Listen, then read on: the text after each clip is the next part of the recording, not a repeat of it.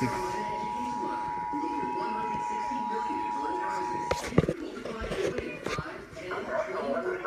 Holly, New Jersey has issued a flash flood warning for southeastern Atlantic County in southern New Jersey, southeastern Ocean County in southern New Jersey, southeastern Burlington County in southern New Jersey until 12:45 p.m. At 8:39 a.m.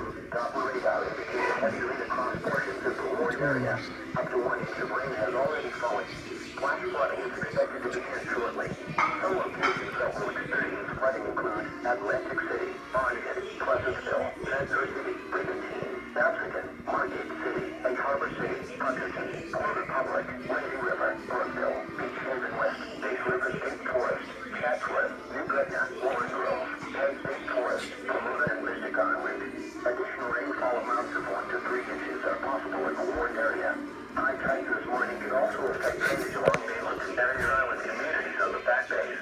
This could increase flood levels or keep flood waters in place for a longer period of time. Move to higher ground now. Do not enter or cross flowing water.